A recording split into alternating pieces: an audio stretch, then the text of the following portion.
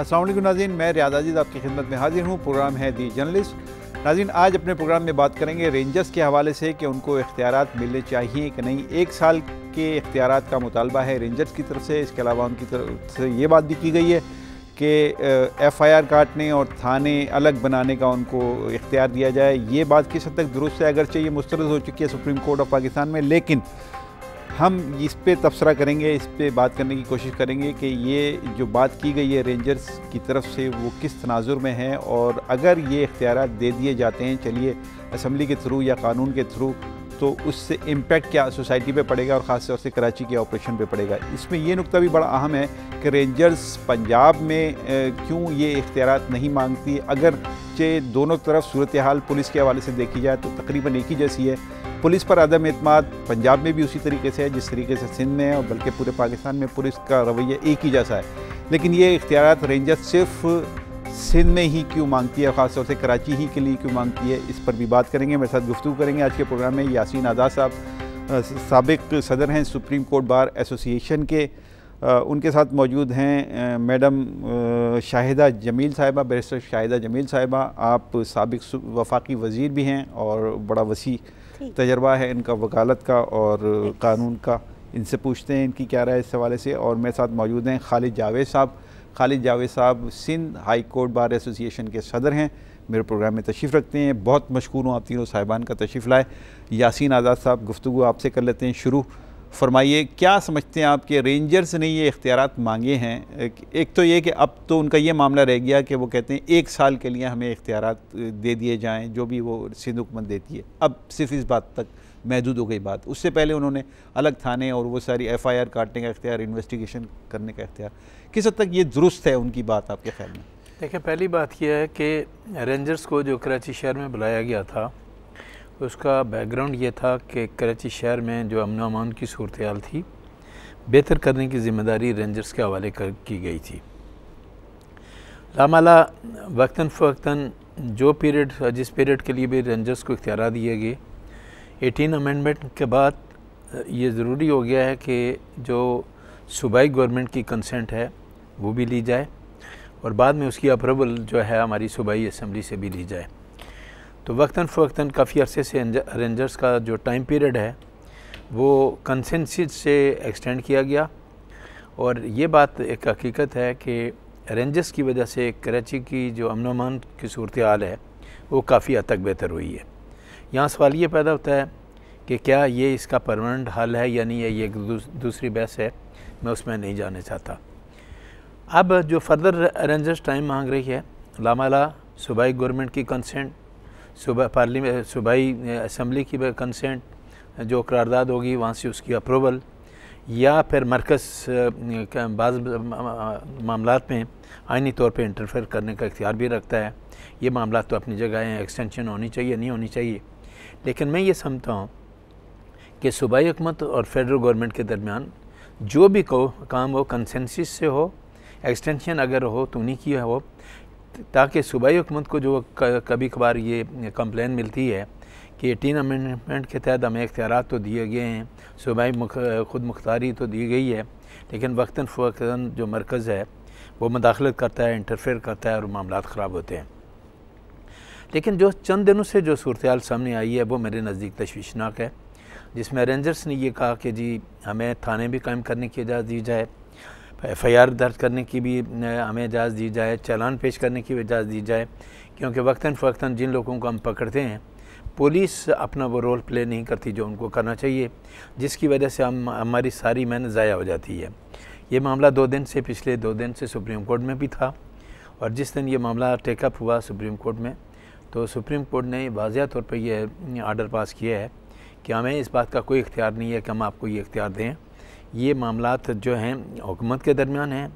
अगर हुकूमत या सूबाई हुकूमत या मरकज़ी गवर्नमेंट कोई कानून साजी करके आपको इख्तियार देना चाहती है वो एक अलग बात है। अभी कानून में कोई गुंजाइश नहीं है। अभी कोई गुंजाइश नहीं है। बैरिस्टर शाहिदा जमील साहिबा, ये फरमाइए आप कि कानून में कोई गुंजाइश नहीं है, एक पैरेलल सिस्टम की डिमांड की जा रही है रेंजर्स की तरफ से, और उनकी तरफ से कहा जा रहा है कि हमें ये इख्तियार दिया है, जो सुप्रीम कोर्ट ने अपने तौर पर उन्होंने मना कर दिया। उन्होंने कहा कि आप हुकूमत से बात कीजिए। आप क्या समझती हैं कि इस तरह का कोई पैरेलल निज़ाम मुल्क की बका और सालमियत के लिए बेहतर हो सकता है, या रेंजर्स के जो इख्तियारात हैं उसको जिस तरीके से वो डिमांड कर रहे हैं उस तरह देने से मुल्क का कोई फ़ायदा है या सूबे का कोई फ़ायदा है? मेरे ख्याल में कुछ यहाँ गलत फहमी है। पैरेलल पुलिस फोर्स नहीं आ रही है, वो इख्तियारात मांग रहे हैं, जिसका मतलब है कि दे विल, जिसको कहते हैं वे पुलिस की जगह में आएंगे। पुलिस के तौर पे इनकी बाकायदा जो इन्वेस्टिगेशन पास हैं, अरेस्ट पास है। होता ये है कि हम अब तक ये कहना कि जी हमने इनको इख्तियारात दिए हैं, हकीकतन हमने देखा है कि इख्तियारात इनके मुकम्मल तौर पे नहीं दिए गए, थोड़े थोड़े इख्तियारात दे दिए, और असल चीज़ उनके हाथ में है कि इवेंचुअली अरेस्ट इनकी होती है, पुलिस उनको छोड़ देती। तो इतनी मेहनत से आप कार्रवाई करते हैं, रेड करते हैं, उसमें लोग मरते हैं, बंदे को पकड़ते हैं, लेके आते हैं, जब थाने के अंदर जाते हैं तो वो गायब हो जाते हैं। और फिर उसके बाद पुलिस या कहती है कि नो केस। नतीजा ये कि आधा तीतर आधा बटेर, ना इधर ना उधर। जो चीज़ इस वक्त जो समझ में आ रही, जो ये मांग रहे हैं कि भाई अगर हमें करना है ज़िम्मेदारी के साथ हम करेंगे, फिर हमें फुल पास दी जाए, जैसे कि हमारा अपना पुलिस स्टेशन हो, क्योंकि वो officers in charge of police station के पास मांग रहे हैं कि हम फिर इनको गिरफ़्तार करें, हम इनको रख के हम इनकी कार्रवाई करें, और जैसे पुलिस के, क्योंकि पुलिस नहीं कर रही। अच्छा, मुझे ये बताइए कि किसी भी डेमोक्रेटिक सिस्टम में रेंजर्स को क्या इस तरह के इख्तियारात, दुनिया में कई पैरामिलिट्री फोर्सेस को इस तरह के इख्तियारात दिए जाते हैं? पुलिस का असल काम है ना, वो पुलिस का काम खुद क्यों संभालना चाहते हैं? मैं बताऊँ, किसी और दुनिया में पुलिस फोर्स इस तरह बिहेव नहीं करती। जो हमारे पाकिस्तान के हालात एक अजीब हालात हैं।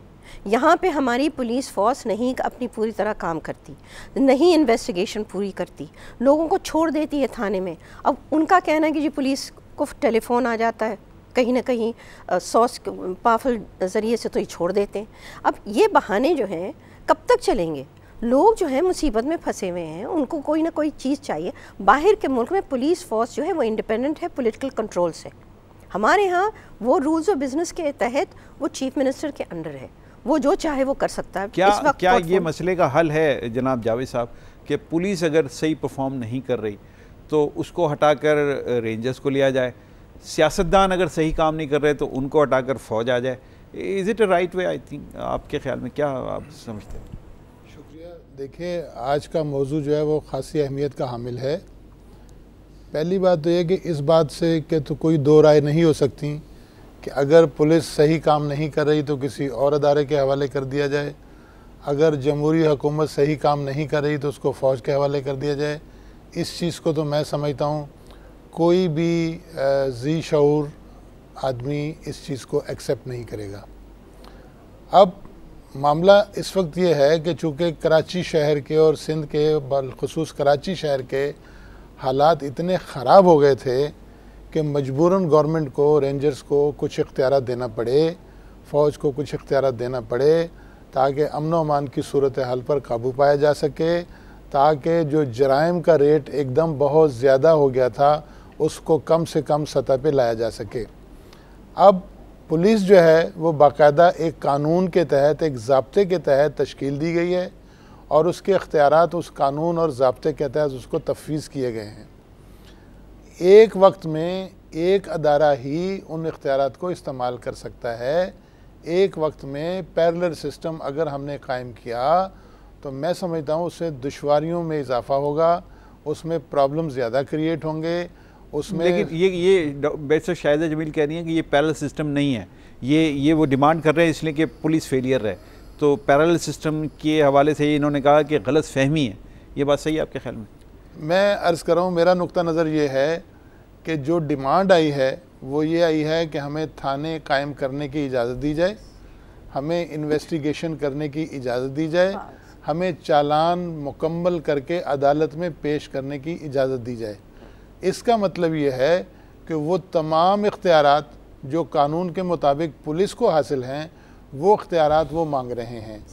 अगर वो वही इख्तियारात वो मांग रहे हैं और वो इख्तियारात उनको दे दिए जाते हैं तो मेरी ज़ाती राय में ये पैरेलल सिस्टम है, क्योंकि एक इख्तियार वही पुलिस भी इस्तेमाल करेगी और वही रेंजर्स इस्तेमाल करेगी। इन दोनों अदारों में टकराव का भी अंदेशा होगा। मैं समझता हूँ कि इसका एक हल ये हो सकता है कि रेंजर्स जब किसी मुलज़म को पकड़ती है या किसी बुराई के ख़ात्मे के लिए इक़दामात करती है या जराइम पे काबू पाने के लिए अपने इख्तियारात को इस्तेमाल करती है, तो तहकीक के बाद वो जब पुलिस के हवाले करती है तो वहाँ पे मेरी राय में रेंजर्स को भी थोड़ा बहुत उसमें जो रोल अदा करना चाहिए, ये कानून में तरमीम की जा सकती है कि वहाँ पे पुलिस को असिस्ट करने के लिए पुलिस के साथ रहते हुए रेंजर्स के वो अफराद जिन्होंने उस मुलज़म को पकड़ा है, उस जुर्म की निशानदही की है, वहाँ वो भी उनका साथ दें, लेकिन अलहदा से उनको ये इख्तियार देना, ये मैं समझता हूँ मुनासिब नहीं। अच्छा, ये किस हद तक मुतसादिम होगा आइन से या कानून से अगर ये इख्तियार दिए जाते हैं? देखिए, आइन और कानून में तमाम अदारे अपनी अपनी हदूद में काम करने के पाबंद हैं। आर्टिकल 245 जो आइन का है वो ये कहता है कि फ़ेडरल गवर्नमेंट आर्म फोर्सेस को डायरेक्शन देगी कि वो मुल्क की दिफा करे, सरहदों का दिफा करे, और अगर ज़रूरत पड़े तो सिविल एडमिनिस्ट्रेशन की मदद करे। लफ्ज़ मदद है, अगर आप कहें तो मैं अल्फाज भी वो पढ़ देता हूँ। Act in aid of civil power when called upon to do so. वो सिविल गवर्नमेंट की मदद करेगी, वो आके खुद वो इख्तियारात अपने लिए अलग थाने क्लेम नहीं करेगी, एफआईआर की पावर के लिए असिस्ट करेगी, ठीक है, मदद करेगी, असिस्ट करेगी जब उससे कहा जाएगा। ठीक है। यासीन आज़ाद साहब, कितना नुकसान होगा इससे ऑपरेशन को, कराची के में जो ऑपरेशन जारी है वो कितना मुतासिर होगा अगर ये पावर्स नहीं दिए जाते रेंजर्स को जो वो मुतालबा कर रहे हैं? देखिए, बात यह है कि जिस तरह खालिद जावेद साहब ने बिल्कुल एक वाज़िया बात आपके सामने रखी है, मेरा अब भी मौक़िफ़ ये है कि रेंजर्स के इख्तियारात जो उनको दिए गए हैं वो आइन के मुताबिक दिए गए हैं, वो आए हैं और उसके मुताबिक वो काम कर रहे हैं। मेरे नज़दीक लीगल कॉम्प्लिकेशन उस वक्त बहुत ज़्यादा बढ़ जाएंगी जब जो इख्तियारात इस वक्त पुलिस के हैं वही रेंजर्स को अगर दिए जाएँ जैसे रेंजर्स डिमांड करती है। और अगर कानून और आइन के अंदर किसी किस्म की ये गुंजाइश होती तो शायद कल या परसों जो सुप्रीम कोर्ट ने आर्डर किया वो इस टाइप का आर्डर नहीं करते। उन्होंने साफ कह दिया कि हमारा कानून, हमारा आइन हमें इस बात की नहीं इजाज़त देता कि हम इस टाइप का कोई आर्डर आपको दे सकें। ठीक है। अब सूरत हाल जो हमारे सामने है कॉम्प्लिकेटेड वो है कि अगर फ़र्ज़ किया कि ये मामलात बेहतरी की तरफ जाते हैं, या जिस तरह कल ऑनरेबल सुप्रीम कोर्ट ने कहा कि अपेक्स जो कमेटी है उससे जाके अप्रोच करें, वो क्या कहते हैं क्या नहीं कहते, तो उसके लिए एक वाज़ेह कानून साजी की ज़रूरत है। अच्छा, ठीक है। और वो मुमकिन नहीं हो सकती सर। ठीक है नाज़रीन, इस वक्त टेलीफोन लाइन पर हैं करीम अहमद ख्वाजा साहब, सेनेटर हैं, पीपल्स पार्टी से आपका ताल्लुक़ है, इनसे राय ले लेते हैं। अस्सलाम वालेकुम ख्वाजा साहब। वालेकुम सलाम। ख्वाजा साहब, हम बात कर रहे हैं रेंजर्स के इख्तियारात के हवाले से और उनके मुतालबात के हवाले से कि उन्होंने मुतालबा किया कराची में मज़ीद इख्तियारात का, थाने बनाने का, एफआईआर उनको दर्ज करने का इख्तियार मिलना चाहिए। ये तो मुस्तरद हो गया सुप्रीम कोर्ट की तरफ से, लेकिन हम बात ये कर रहे हैं कि ये क्यों नौबत ये आई रेंजर्स की कि वो सिंध में ये मुतालबा कर रहे हैं कि उनको इस तरह के इख्तियारात दिए जाएँ? उनके गलत मुतालबात हैं और यहाँ सिविल हुकूमत है। सिविल हुकूमत में जो कॉन्स्टिट्यूशन है आइन के हिसाब से चलेगा। पाकिस्तान सूबों ने बनाया था, कोई पाकिस्तानी सूबे नहीं बनाए थे। पहली बात यह। दूसरी बात है कि वही जो अपेक्स कमेटी पंजाब में कह रही है कि भाई हमें इजाज़त मिले कि हम रेंजर्स पंजाब में है, तो पंजाब गवर्नमेंट ने तो जवाब दे दिया है। तो कहने का मतलब है कि क्या सिंध, क्या ये वेस्ट बैंक या गाजा स्टेप है क्या कि वो रेंजर कहेगी कि ये चीज़ दे तो हम दे देंगे? अच्छा, ये बात किस हद तक ये बात नहीं होता है, सवाल ही पैदा नहीं होता सर, ये बात किस हद तक रेंजर्स की दुरुस्त है कि जो वो गिरफ्तारियां करती है, मुल्ज़मान को पकड़ती है, पुलिस से ही परफॉर्म। सर मेरा सवाल तो सुन लीजिए ना, मेरा सवाल सुन, मेरी अर्ज सुन लीजिए सर कि जी मेरी बात सुने। यहाँ तो ये हो कि हमारे ये पार्लियामेंट खत्म हो जाए तो रेंजर आकर हुकूमत करे, ठीक है, और चीजें इस तरह चले। इस तरह तो नहीं होगा ना। टॉक शोज का मतलब ये है कि आवाम को सही बात बताई जाए। ठीक है। अव्वल तो गवर्नमेंट ऑफ सिंध एक्सेप्ट नहीं करती है, पार्लियामेंट एक्सेप्ट नहीं करती है, और यह जमहूरी हुकूमत है, कोई मार्शल आर्ट नहीं है। उनके गलत मुतालबात को सवाल ही पैदा नहीं होता, एक्सेप्ट किया जाएगा। नहीं, मैं आपसे सवाल कुछ और कर रहा हूँ। मैं ये पूछ रहा हूँ कि ये नौबत क्यों आई रेंजर्स को ये महसूस करने की कि जितने भी मुल्ज़मान गिरफ्तार होते हैं उनको रिहा कर दिया जाता है, या पुलिस जानबूझकर सही इन्वेस्टिगेशन नहीं कर रही है? ऐसी फिक्र अगर रेंजर्स में है तो ये गलत है आपके ख्याल में? बिल्कुल, रेंजर का कोई हेडेक नहीं है, उनको हम तनख्वाह देते हैं, पैसा देते हैं, और ये तो कुछ अजीब सी बात नहीं होगी कि अगर आप सिर्फ तनख्वाह देते हैं, पैसे देते हैं और इस पर आप को जो परफॉर्मेंस वो कर रहे हैं या बेहतरी लाने की कोशिश कर रहे हैं, आप कहेंगे आप तनख्वाह लीजिए, काम कीजिए, एक तरफ हो जाइए? मेरी बात सुने, एंकर्स या टॉक शोज में फैसले नहीं होते, आवाम फैसले करती है। नहीं ठीक है, हम भी फैसले नहीं कर रहे हैं, मैं तो इसलिए तो राय ले रहा हूँ आपसे। दूसरी बात कोई सिंध पर बात मत करें, सारे पाकिस्तान में जाकर चीजें बात करें, इस चीज तरह के सिंध पर चीजें इम्पोज मत करें। मैंने कहा सिंध कोई वेस्ट बैंक या गाजा स्ट्रिप है, जो चीजें आप चाहेंगे वो होगा। यहाँ डेमोक्रेटिक हुकूमत है और पाकिस्तान में शामिल हुए हैं सिंध वाले वोट देकर, और यहाँ हमारी अपनी जो गवर्नमेंट्स हैं जो चुनकर आती हैं, कोई उनकी जो ऑब्जर्वेशन जरूरी नहीं कि सब सही है। 27 साल में इनके क्या कारनामे हैं, ये हाइड्रेंट ये कि रेंजर बेचती रही है। 27 साल में रेंजर्स के क्या कारनामे सिंध में है, वो 20-25 साल की न्यूज़पेपर्स में हर चीज लिखे पड़े उसके कारनामे। अभी जो ऑपरेशन चल रहा है जिसमें पुलिस को भी क्रेडिट है, लॉ इन्फोर्सिंग को भी है, रेंजर को भी है, गवर्नमेंट को भी है, सब पॉलिटिकल पार्टीज को है। तो कहने का मतलब है कि हर कोई अपने बूट्स में रहे और उसके हिसाब से कानून और आइन के हिसाब से काम चलेगा। अच्छा, मुझे बताइए कि हर कोई अपने फ्रेम में रह के काम करे, बात सही है आपकी, डेमोक्रेटिक वे में जो बात काम किया जाता है वो इसी तरह, लेकिन क्वेश्चन तो यह है कि जब परफॉर्मेंस सिंध गवर्नमेंट की नहीं आएगी या वफाकी हुकूमत की नहीं आएगी तो कोई तो उसको कहीं पे जाके काउंटर करेगा और सवाल तो करेगा कि भाई आप ये नहीं कर रहे तो हम कर रहे हैं, तो हमें तो कम से कम सपोर्ट करें। फैसला आवाम करेगी ना टॉक शोज में, या एंकर्स नहीं, एंकर्स की तो बात नहीं, मैं तो रेंजर्स के मुतालबे की, देखिए आवाम जिसको चुनेगा वही करेगा ना। आप तीसरी चौथी दफा ये बात कह रहे हैं कि एंकर्स नहीं करेंगे, मैं आपसे मुत्तफिक हूं कि एंकर ये फैसला नहीं करेंगे, लेकिन जो सवाल एंकर्स करेंगे उसका तो आप जवाब देंगे ना। तो हम दे रहे हैं ना जवाब। कहाँ आप तो बिल्कुल ऐसा लग रहा है कि जैसे मैंने ये मुतालबा किया रेंजर्स की तरफ से। ये नहीं, मुतालबा उनका गलत है, जो रिजेक्ट हो गया, बात खत्म हो जानी चाहिए। ये अगर आपको सवाल पूछते हैं तो पंजाब में जाकर राना सनावाला से पूछे कि वहाँ जो कोर कमांडर कह रहा है कि वहाँ रेंजर को आने दे, तो आने ही नहीं देते। तो ये सवाल जाकर आप बलूचिस्तान के चीफ मिनिस्टर से जाकर पूछे, किसी और सूबे से जाकर पूछे। जब हमने तो फैसिलिटेट किया जो हमारे अपने टर्म्स कंडीशन के तहत चीजें चलेंगी। ठीक है, बहुत शुक्रिया करीम अहमद खालिद साहब, आप ये गुफ्तगू सुन ली मैडम आपने। अब मुझे बताइए बैरिस्टर शाहिदा जमील साहिबा कि ठीक है कि रेंजर्स का मुतालबा किस हद तक आइनी है, कानूनी है, ये तो एक अलग बहस है जिस पे हम बात भी कर रहे हैं, लेकिन अगर इस तरह का रवैया होगा कि हम पैसे दे रहे हैं, हम तनख्वाह दे रहे हैं, वो अपने तनख्वाह लें और एक तरफ हो जाएं, ये ठीक है आपके ख्याल में? वडेरा शाही, प्योर वडेरा शाही नज़र आ रही। बात एक चीज़ मैं इजाफा कर दूं जो बात की गई थी कि जब आर्टिकल 255 आती है तो उस वक्त मिलिट्री और रेंजर्स सब इनके कोई इख्तियारात नहीं होते। गलत है। हमारे सामने 1977 में लाहौर में 245 आई और भुट्टो साहब ने ख़ुद मिलिट्री कोर्ट्स की इजाज़त देके सेटअप करवाई और मिलिट्री कोर्ट्स ने बाकायदा वहाँ पे काम किया। तो ऑलरेडी हमारे पास लीगल प्रेसिडेंट मौजूद है इस मामले का कि 245 की तशरीह कैसे होती है फेडरल गवर्नमेंट के ज़रिए से।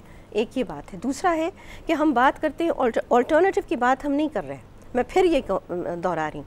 बात यह है कि इख्तियार अगर आप दे रहे हैं तो जाहिर है कि दूसरे उस वक्त तक मुअत्तल रहेंगे, नंबर 1। नंबर 2, जहाँ तक इसको हम कहते हैं, आप कहते हैं मुतबादिल तो हर आइन में मौजूद है, उसको हम कहते हैं मार्शल लॉ। हमारे यहाँ क्योंकि बहुत सारी चीज़ें माजी में हुई तो हमने पाबंदी उसको लगाने की कोशिश करके 245 लिया। एक सवाल मैं आपसे पूछूं, मैं सिर्फ इतना ख़त्म करूँ एक जुमले से कि इसको इस्तेमाल किया बरतानिया में, नॉर्दर्न आइलैंड में इसको इस्तेमाल किया गया है कि जब ब्राउन वर्सेस बोर्ड एजुकेशन, स्याह लोगों को अंदर नहीं जा रहे थे एजुकेशनल इंस्टीट्यूशंस में, तो फेडरल ट्रूप्स आई बाकायदा अलाबामा में और वहाँ पर उनके अंदर बाकायदा दाखिला गिरिया निग्रोज को। तो ये चीज़ें इसको कहते हैं अफर्मेटिव एक्शन। अफर्मेटिव एक्शन जहाँ पे आती है वो फेडरल। अच्छा, एक बात मुझे आप बताइए, मैं आपसे पूछना चाहता हूँ कि रेंजर्स इस शहर में 20-25 साल से ज़्यादा अरसा मौजूद है और वो अपना काम कर रही है। हम ये चेंजेस जो देख रहे हैं, तब्दीली जो देख रहे हैं, बेहतरी जो देख रहे हैं, वो पिछले 2 साल, 1.5 साल का परफॉर्मेंस है। आप उससे पहले का परफॉर्मेंस अगर आप चले जाएँ तो आपके सामने आ जाएगा कि असल मामला क्या है। तो अगर ये पैरेलल फोर्स आप इस तरीके से खड़ी कर दें और बिल्कुल पुलिस को अबेंडन कर दें, बिल्कुल पुलिस को एक तरफ कर दें, ये क्या किसी सिविल माशरे में, किसी तहजीब याफ्ता माशरे में या डेमोक्रेटिक माशरे में होता है ऐसा? किसी तहजीबी माशरे में ये भी नहीं कहा जाता है IGP से कि 12,000 अपॉइंटमेंट से 5,000 इलीगल अपॉइंटमेंट्स हुए। तो ये बात तो पंजाब के हवाले से भी कल खबर आई, इसी तरह की एक पंजाब के हवाले से खबर आई, वहाँ ये मुतालबा क्यों नहीं किया जा रहा? बिल्कुल दोनों तरफ पूरे पाकिस्तान में होना चाहिए, मैं उसकी बात नहीं कर रही हूँ। मैं बिल्कुल आपसे एग्री करती हूँ कि अगर होना है तो इवन सब में होना चाहिए, क्योंकि चारों सूबों के अंदर पुलिस का कारदगी बहुत ख़राब है। हमारी एक किस्म की कॉन्स्टिट्यूशनल मशीनरी का हिस्सा बनती है पुलिस आपकी जो है इस वक्त काम नहीं कर रही है किसी भी सूबे में।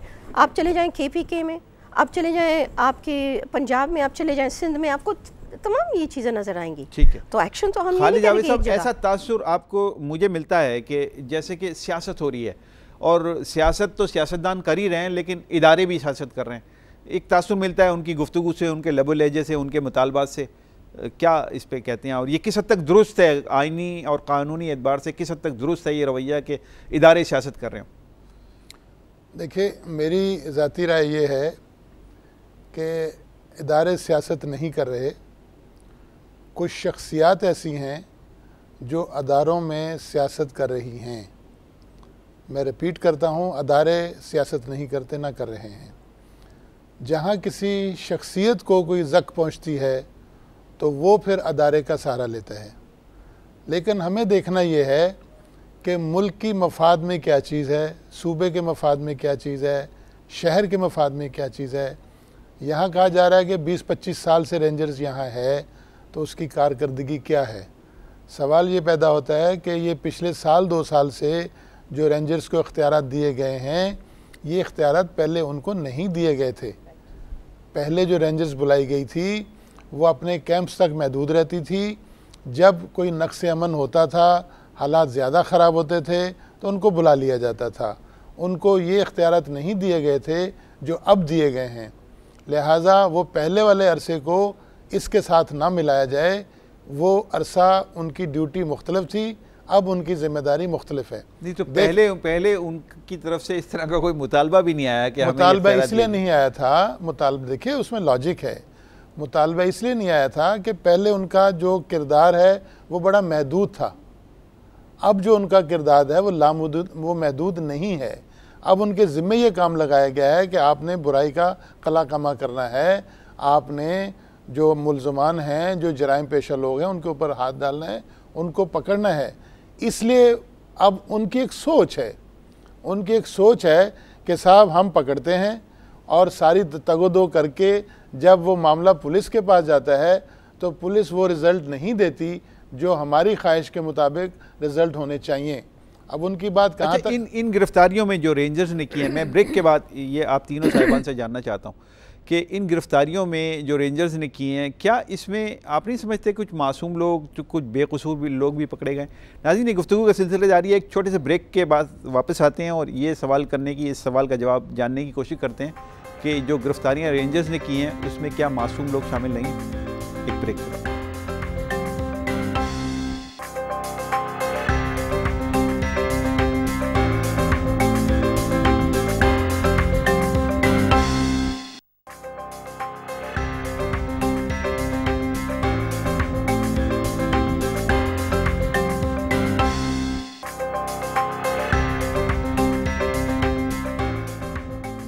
एक दफ़ा फिर आप सबको खुशामदीद कहता हूँ। नाज़रीन, बात कर रहे हैं हम रेंजर्स के इख्तियारात के हवाले से और उनके मुतालबात के हवाले से, और अब तक जो गुफ्तगू हुई है वो आपके सामने। मैं मज़ीद गुफ्तगू को आगे बढ़ाता हूँ कि क्या रेंजर्स जो गिरफ़्तार करती है जिन लोगों को, जिन क्रिमिनल्स को वो अपने तौर पर गिरफ़्तार करते हैं, उनमें से कुछ मासूम भी तो कभी होते होंगे, क्या ख्याल है आपका?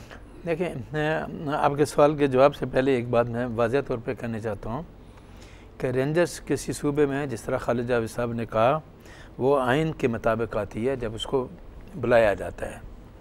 लामाला वो परमानेंट बेसिस पे नहीं है, टेम्परेरी बेसिस पे है कि जितने अरसे के लिए सूबाई गवर्नमेंट या मरकज़ी गवर्नमेंट 25 साल के टेम्परेरी पीरियड पे नहीं, 25 साल का, जिस तरह खालिद जावेद साहब ने कहा कि इख्तियारात तो आपने पिछले 2 साल से ही दिए ना, और वो भी कभी कभार आप 2 महीने के लिए देते हैं, कभी 3 महीने के लिए जाते हैं, डिस्प्यूट की सूरत में आप देते हैं। कोई भी इन्वेस्टिगेटिंग एजेंसीज, आपके सवाल का जवाब मैं दे रहा हूँ, कि कोई भी इन्वेस्टिगेटिंग एजेंसी जब किसी आदमी को गिरफ़्तार करती है तो हरगिज़ ये तय नहीं हो सकता कि उसमें गिरफ़्तार होने वाले सारे लोग मुल्ज़म हैं, चाहे वो रेंजर्स हो, पुलिस हो, FIA हो या कोई और इदारा हो। इन्वेस्टिगेशन के दौरान कहाँ जाके ये साबित होता है कि कौन इनोसेंट है कौन नहीं है। 90 डेज़ की जो कस्टडी आपने रेंजर्स को भी दी, आखिर आपने उनको इख्तियार दिया कि एक पाकिस्तान की शहरी को उठा के ले जाएं और 90 दिन तक अपनी कस्टडी में रखें और उसके खिलाफ इन्वेस्टिगेशन करें। 90 दिन तक टाइम पीरियड देने के बावजूद आज दिन तक मुझे ये बता दें कि रेंजर्स ने किन लोगों के खिलाफ ये साबित किया कि ये आदमी 100% किसी क्राइम के अंदर इन्वॉल्व है। मेरा कहने का मतलब सिर्फ ये है कि रेंजर्स अगर ये बात फील करती है कि जिन मामलात में वो इन्वेस्टिगेशन करते हैं उन इन्वेस्टिगेशन के दौरान वो कोई अगर एविडेंस कलेक्ट करते हैं और बाद में जब वही मामला पुलिस के पास जाता है और पुलिस उस एविडेंस को ज़ाया कर देती है या ख़त्म कर देती है और मामले को आगे नहीं बढ़ाती, तो मेरे नज़दीक उसका भी एक मुतबादल हाल है कि आप 90 डेज़ में जितनी एविडेंस कलेक्ट करते हैं, जब आप उस आदमी की कस्टडी पुलिस को हवाले करते हैं FIR काटने के लिए या चालान करने के लिए, तो जो एविडेंस आपने कलेक्ट किया वो उसी इदारे को दे देना आप कि 3 महीने के अंदर 90 दिन के अंदर हमने यही एविडेंस कलेक्ट की है, इस आदमी के ख़िलाफ़ ये एविडेंस है और आप इस एविडेंस को लेकर आगे चलें। और अगर आपको अप्रीहेंशन है कि जो एविडेंस हम आपको दे रहे हैं वो आपके ज़ाया कर दें, एक डुप्लीकेट कापी अपने बना लें, अपने पास रख लें और उसके बाद कहें कि जनाब हमारी इन्वेस्टिगेशन में हमने ये एविडेंस लाई थी, आपने इसको ज़ाया क्यों किया। आपके ख्याल में ये होता नहीं है? ऐसा ही तो होता है। बिल्कुल नहीं, ऐसा नहीं होता। बिल्कुल वो एविडेंस जो उन्होंने दिए तो वो उसकी कॉपी तो अपने पास रखी है उन्होंने, ऐसा तो नहीं है कि वो उन्हीं हवाले करके भूल गए। अगर ये रखी है तो फिर रेंजर्स का ये डिमांड करना कि हमें इख्तियार दिया जाए थाने का FIR काटने का, मेरे नज़दीक बिल्कुल गलत है। फिर उनको किसी किस्म की अप्रीहेंशन नहीं होनी चाहिए। एक बात हमें ज़हन में रख लेनी चाहिए कि हमें किसी भी सूरत में इस बात का मुतालबा नहीं करना चाहिए कि पाकिस्तान के किसी भी सूबे में रेंजर्स को एक लामहदूद मुद्दत के लिए ला के बैठाया जाए। और बाज़ वक़्त मैं ये बात भी कहता हूँ कि अगर रेंजर्स को आपने ला के बैठा दिया, आपने मसला स्टार्ट कर दिया, तो रेंजर्स किसी मसले का परमानेंट हल नहीं है। कल मिसाल के तौर पर सूबाई हुकूमत फर्दर एक्सटेंशन के लिए तैयार नहीं होती, मरकज़ भी रेंजर्स को कहता है आप वापस आ जाएं, आपका जॉब ख़त्म हो गई, तो देखना यह है कि उनके जाने के बाद क्या आपके कराची का जो पीस इस वक्त किसी हद तक कामयाब हुआ वो अपनी जगह कायम व दायम रहता है या नहीं रहता, ये आने वाले वक्त पे डिपेंड करेगा। लेकिन मैं सिंपल एक बात ये कहता हूँ कि आपको वही काम करना चाहिए जिसकी आइन इजाज़त देता है। रेंजर्स को आप बुलाते हैं आइन के मुताबिक, किसी और कानून के मुताबिक नहीं बुलाते, तो आपको अपनी लिमिटेशन के अंदर रह के बात करनी चाहिए। ऐसे हालात पैदा नहीं करने चाहिए जिससे हमारी लीगल कॉम्प्लिकेशन बढ़े, हमारे इदारों के दरमियान टकराव हो और टकराव की सूरत का रिज़ल्ट ये निकले कि हम मज़ीद क्राइसिस की तरफ जाएँ। जमहूरी हुकूमत है, हम कहते हैं जमहूरी हुकूमत को फुल सपोर्ट देनी चाहिए।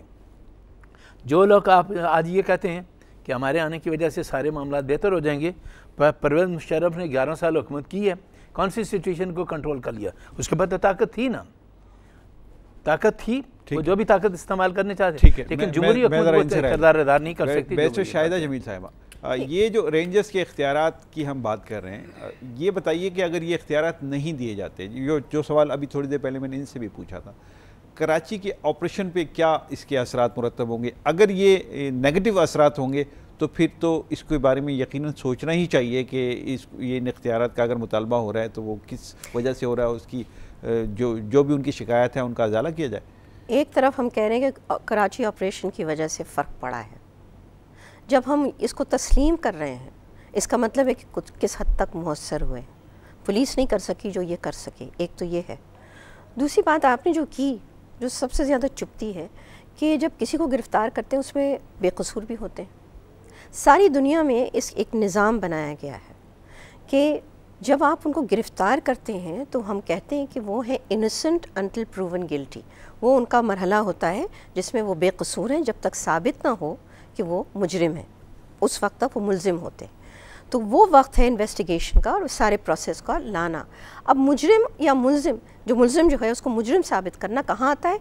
अदलिया के सामने। जिम्मेदारी पुलिस से फिर अदलिया के कंधों पे आती है। लेकिन रेंजर्स की असल शिकायत तो यही है ना कि हमने 1100 उन्होंने छोड़ दिए, हमने गिरफ्तार किए थे, कहां से लेके आए थे। मैं वही आ रही हूँ कि हो ये रहा है कि उस मरहले तक आने से रोका जा रहा है उनको।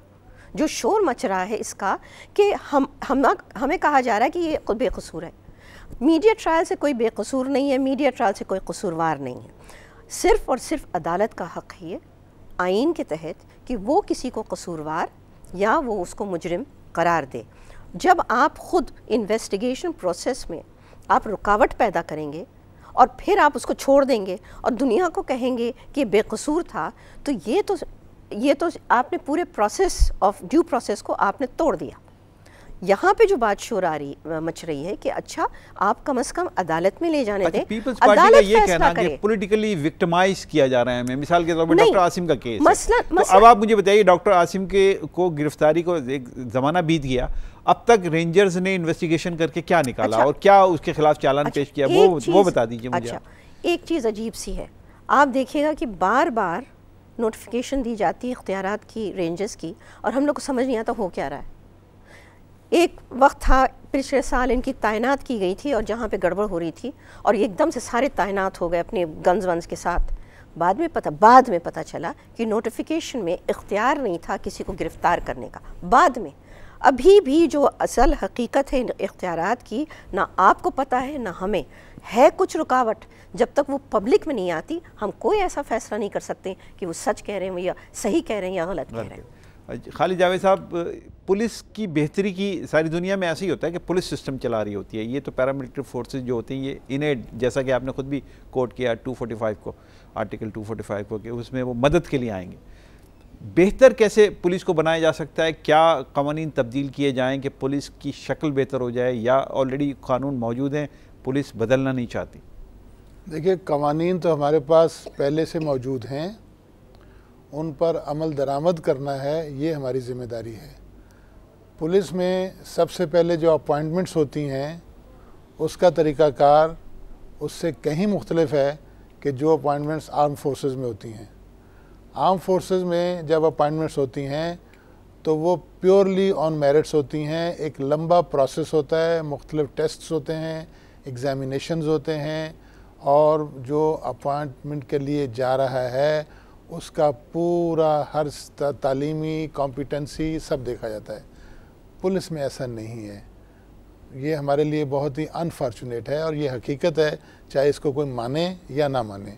पुलिस में अपॉइंटमेंट्स मेरिट्स कहीं नजर नहीं आता। कल ही खबर पंजाब के हवाले से है ना कि कितने 250 से 300 के करीब जो हैं कांस्टेबल्स और मुख्तलिफ ओहदों पर जो पुलिस वाले अपॉइंट किए गए, जाली पुलिस वाले अपॉइंट किए गए, IG ऑफिस में जो काम करते रहे, जो इतने हसास जगहों पे जिनको तैनात रखा गया। मैं आपसे पूछना चाह रहा हूँ कि ये तो पंजाब में भी उसी तरीके से मौजूद है, सिंध में भी, और शायद पूरे मुल्क में उसी तरीके से पुलिस में करप्शन मौजूद है। बेहतरी कैसे लाई जाए? देखिए, कोई कानून बदला जाए, कोई अपॉइंटमेंट का, जैसे आपने कहा कि अपॉइंटमेंट का तरीका अलग है, क्या अपॉइंटमेंट का तरीका बदल दिया जाए? मैं वही अर्ज करने जा रहा हूँ कि बेसिक जो चीज़ है वो अपॉइंटमेंट है, उसके बाद उनकी ट्रेनिंग है। हमारे यहाँ बदकिस्मती है, ये हमें बड़े अफसोस से ये कहना पड़ता है कि यहाँ जब वैकेंसियाँ आती हैं तो वो ऊपर बांटी जाती हैं कि इतने आदमी मेरे होंगे, इतने आदमी मेरे होंगे, इतने आदमी मेरे होंगे। जो साहिब इक़्तिदार लोग हैं वो अपने अपने आदमी बांट लेते हैं। वहाँ मेरिट कहीं नहीं आता। वहाँ 10 आदमी फलां अपॉइंट करेगा, 20 आदमी फलां अपॉइंट करेगा। अपॉइंटमेंट ही गलत है, नंबर 1। उसके बाद अपॉइंटमेंट के बाद जो ट्रेनिंग है, ट्रेनिंग में उस तरह की ट्रेनिंग उस तरह से नहीं दी जाती जिस ट्रेनिंग की ज़रूरत है। उसका नतीजा ये है, आप एक आर्मी के जवान को देखें वो ड्यूटी किस तरह करता है, और आप पुलिस कांस्टेबल को देखें कि वो ड्यूटी कैसे करता है, आपको फ़र्क नज़र आएगा। इस वास्ते पुलिस की बेहतरी की ज़रूरत है। देखिए, हमें अपने निज़ाम को चलाना है, हमें अपने निज़ाम को बेहतर करना है। निज़ाम को लपेट कर किसी एजेंसी को बुला के उसके हवाले करना कभी भी काबिल सताइश बात नहीं समझी जाती है, और दुनिया में कहीं ऐसा नहीं होता है। मुअज़्ज़ब मुल्कों में हमारे जो अदारे हैं हमने उनको मजबूत करना है, अदारों की बेहतरी करनी है। जब आपकी पुलिस में दहशतगर्द इस तरीके के मिलेंगे कि जो दहशतगर्दी में इन्वॉल्व हों, और इस तरीके के लोग मिलेंगे जो अगवा बराए तावान में इन्वॉल्व हों, अफसरान होंगे, तो वो पुलिस को कैसे आप बेहतर करेंगे? वो तरीका बताइए। या तो पुलिस को पूरा निकाल दें, सारे अफसरान को ख़त्म कर दीजिए, और ये मुमकिन नहीं है तो फिर रेंजर्स की बात तो सही है बड़ी हद तक। देखिए सर, सारे पुलिस वाले ऐसे नहीं हैं। आज भी मैं दावे से कहता हूँ कि पुलिस डिपार्टमेंट में बेशुमार लोग ऐसे हैं जो नहायत दयानतदारी और मेहनत से काम करते हैं। देखिए, हमारे यहाँ होता ये है कि अगर 100 आदमी हैं, उसमें से 5 अगर गलत काम करते हैं तो हम 95 को भूल के उन 5 की जो गलत काम है वो हाईलाइट करते हैं। ऐसा नहीं है। पाकिस्तान अगर कायम है, मुल्क अगर कायम है तो अच्छे लोगों की मौजूदगी की वजह से कायम है। अदारे अगर कायम है तो अच्छे लोगों की मौजूदगी की वजह से कायम है। ऐसा नहीं है कि हर अदारे में सारे लोग ख़राब हैं। मैं ये कहता हूँ कि उनकी प्रॉपर ट्रेनिंग की जाए, अपॉइंटमेंट के वक्त सख्त और सख्त मेरिट को अपनाया जाए, यही एक हल है। अगर आप मौजूदा सिस्टम को बरकरार रखना चाहते हैं तो अपॉइंटमेंट पे और ट्रेनिंग पे तवज्जो दीजिए। लेकिन अब जो अपॉइंट हो गए उनका क्या किया जाए? दूसरी नहीं, छोटी सी मेरी गुजारिश सुन लीजिए। दूसरा ये है, देखिए, आज एक पुलिस कांस्टेबल अपने फ़राइज़ अंजाम देते हुए जान से हाथ धो डालता है तो हम उसकी फैमिली को, बच्चों को पलट के पूछते नहीं हैं कि उनका क्या हाल है। इस वास्ते वो भी इंसान है, हमें उनकी ज़रूरियात को भी पेश नज़र रखना पड़ेगा, उनको तहफ़्फ़ुज़ भी देना पड़ेगा, तभी हम उनसे मांग सकते हैं। ये तो मिनासिल कौम हमारा रवैया है ना कि हम जो गुजर गया उसको भूल जाते हैं।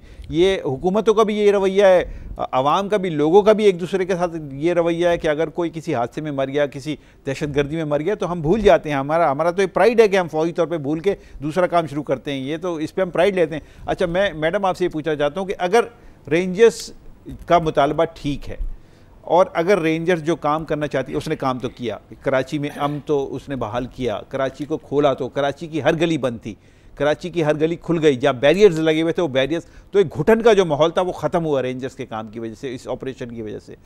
मैं बार बार ये सवाल आपसे लोगों से कर रहा हूँ कि ये जो मुतालबा है, अगर ये पूरा नहीं हुआ तो क्या ये ऑपरेशन मुतासिर होगा?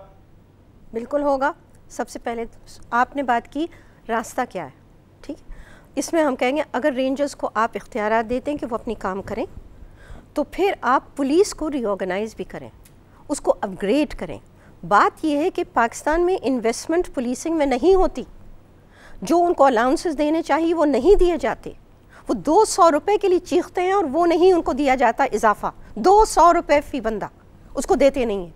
जब तक आप इन्वेस्टमेंट नहीं करेंगे पुलिस में तो फिर कैसे वो आगे बढ़ेंगे? आप कह रही हैं कि सैलरीज उनकी, मैं आपको एक बात बताती हूँ। 1934 के पुलिस रूल्स के पीछे सभी खिलाफ है, लग गए पीछे उसके पीछे। मैं हैरान थी कि क्या वजह है। मैंने पढ़ा, सब लाए होते तब्दीली, वो नहीं पुलिस ऑर्डर आ गया था वो उसके ऊपर। मैं उसके कायल नहीं। मैं जो बात कह रही हूँ कि आपके जो अंग्रेज़ लेके आए थे 1934 में, वो टेररिज्म को कंट्रोल करने के लिए लेके आए थे। उस ज़माने में Bhagat Singh, Hindu socialist revolutionary association की टेररिज्म फैल गई थी। उस टेररिज्म को कंट्रोल करने के लिए आपके 1934 के पुलिस रूल्स आए।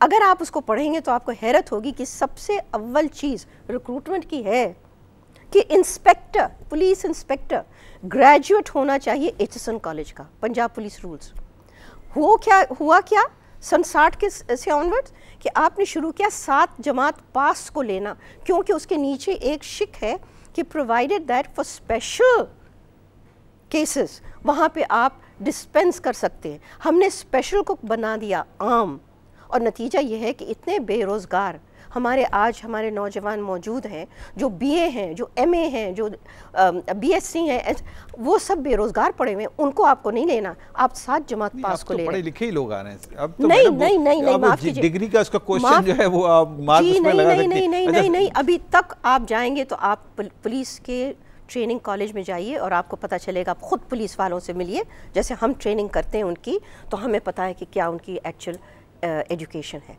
और वो एजुकेशन तड़प रहे हैं लेने के लिए। आपको एजुकेशन फैसिलिटीज़ उनको देनी चाहिए कि जो उनमें से चाहता है उठने के लिए हाई डिग्री तक आ सके।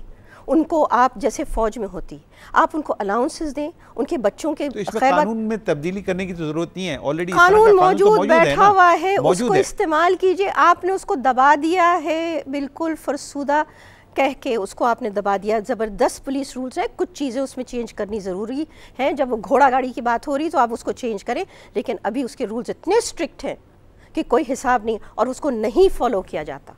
ठीक है, जनाब आप फरमा दीजिए यासीन आज़ाद साहब कि ये अगर हम तय कर लें कि बेहतरी इसी तरीके से लानी है कि इख्तियारात को देकर किसी एक इदारे को दूसरे इदारे को ख़त्म कीजिए आप, और तो वो कब तक सर्वाइव करेगा वो इदारा, और कब तक वो तब्दीली आ जाएगी, कोई टाइम फ्रेम हम तय कर सकते हैं? देखें, पहली बात यह है कि जो सवाल आपका है उसका जवाब मेरे नज़दीक ये है कि जो पुलिस का इदारा है, हमारा जो इंस्टीट्यूशन है, मेरे नज़दीक सबसे पहले उसके अंदर से सियासत को ख़त्म कर देना चाहिए, सियासी मदाखलत को ख़त्म कर देना चाहिए।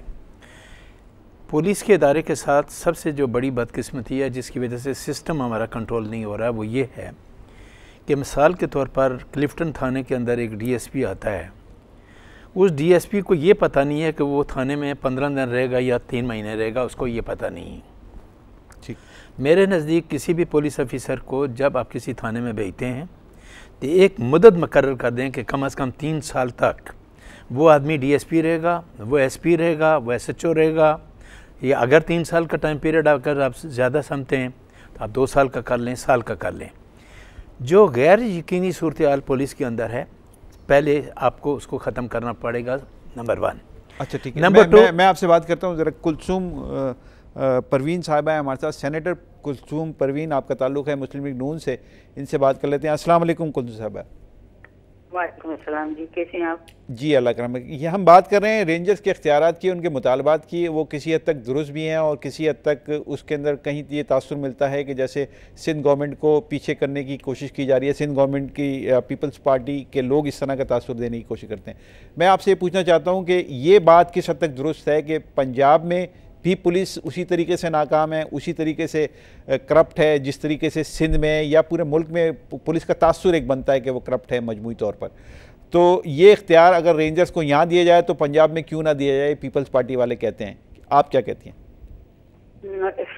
थैंक यू जी, थैंक यू वेरी मच। बड़ा इम्पोर्टेंट मौजूद आपने इस वक्त बहस लाई हुई है। इसमें सबसे पहली चीज़ तो ये है कि हर अदारे का अपना दायरा कार के अंदर रहते हुए काम करना चाहिए। और सफाल अगर पुलिस है तो पुलिस के अदारे में ये नहीं है कि हम कह रहे हैं कि सारी दुनिया ही करप्ट है, ये सारी पुलिस करप्ट है, इंक्लूडिंग बलूचिस्तान हो, सिंध हो, पीपीके हो और पंजाब हो। और ये नहीं है कि सारी जगह फरिश्ते ही बसते हों, अच्छे और बुरे लोगों का हर जगह पे एक बैलेंस रहता है। हमारी अच्छे इसी आपके कराची में शेख सदर साहब थे, बड़ा अच्छा उन्होंने परफॉर्म किया और मेरे ख्याल है कि कराची के हालात को बेहतर की तरफ बड़े हद तक लेकर आए, जो भी एक दौर की बात थी। जहाँ तक अब रेंजर्स के इख्तियारात की बात है, मेरा ख्याल रेंजर्स काफी अच्छे से काम कर भी रही हैं और ये जो चीज तय होगी ये गवर्नमेंट और रेंजर्स के दरमियान तय होगी। तो बैठ के एक अंडरस्टैंडिंग कर ली जाए कि वाकई कराची के हालात में बेहतरी आई है और जो हालात पिछले दिनों काफी खराब थे वो इस वक्त काफी हद तक बेहतर नजर आते हैं। और ये भी देखना चाहिए कि आया कितने अरसे तक रेंजर को काम करना चाहिए, क्या हमें साल तक की जरूरत है, 6 महीने के लिए जरूरत है। मगर दूसरी तरफ हमें ये भी देखना है कि देखिए हमारे यहाँ तो एफसी काम कर रही है और हमारे हालात अल्हम्दुलिल्लाह एफसी ने काफी हद तक उसे बेहतर किया है और हम लोग सेटिस्फाई हैं उनके काम से। जहाँ तक पंजाब का ताल्लुक है, बिल्कुल पंजाब में भी करप्ट पुलिस भी है, खराबी है और वहाँ भी हमें जो काम करना चाहिए मेरा ख्याल है कि पूरे मुल्क में इसमें यकसा तरीके से करना चाहिए। ये नहीं है कि हमें सिंध में हमारा रवैया कुछ और हो, केपीके में और हो, डबल स्टैंडर्ड नहीं होना चाहिए, डबल स्टैंडर्ड नहीं होना चाहिए। चलिए बहुत शुक्रिया आपका परवीन, कुलसूम परवीन साहिबा, बहुत शुक्रिया आपका आपने गुफ्तगू की। ये गुफ्तगू तकरीबन हमारी तमाम हो गई। मेरे पास मिनट है और मिनट के अंदर मैं फाइनल वर्ड आपसे ले लूँ। क्या कहते हैं, रेंजर्स को इख्तियारात जो मुतालबा है वो आप समझते हैं कि बेहतरी की तरफ कोई इशारा है, बेहतर वो काम करेंगे अगर ये इख्तियार दिया जाए, या ये इसमें पूरे सिस्टम को बदलने की ज़रूरत है? देखिए मेरी राय में रेंजर्स जो मज़ीद इख्तियारात मांग रही है, अगर वो इख्तियारात दिए जाते हैं तो उससे बेहतरी की कोई उम्मीद नहीं है। कोई उम्मीद नहीं है जी। आप क्या कहती हैं? मेरे ख्याल से इस मामले को हम पूरी तरह उसकी डिटेल्स नहीं जानते। हकीकत है कि अब तक वो कामयाब रहे हैं और उस कामयाबी के बिना पे अगर वो कुछ मांग रहे हैं तो हमें उसको दुरुस्त है। मेरे नज़दीक जो इख्तियारात इस वक्त रेंजर्स मांग रही है, ना तो उसका कानून इजाज़त देता है, ना हमारा आइन इजाज़त देता है, और बगैर किसी कानून में तब्दीली के आप इस टाइप के इख्तियार रेंजर्स को नहीं दे सकते। ठीक है, आपका बहुत शुक्रिया तीनों साहिबान का। नाज़रीन, ये गुफ्तगू आप तक पहुँच गई। हमने कोशिश की रेंजर्स के इख्तियारात के हवाले से। रेंजर्स ने जो अब तक काम किया है यकीनन वो काबिल सताइश है, लेकिन ये मुतालबा उनका कि उनके थाने अलग हों, उनके FIR काटने के इख्तियारात हों, और मज़ीद ये कि 1 साल का उनको एक साथ ही इख्तियार दिया जाए, ये किस हद तक दुरुस्त है, ये सारी बात आप तक पहुँच गई। फैसला आप कीजिए। मैं चाहता हूँ इजाज़त। अल्लाह हाफ़िज़।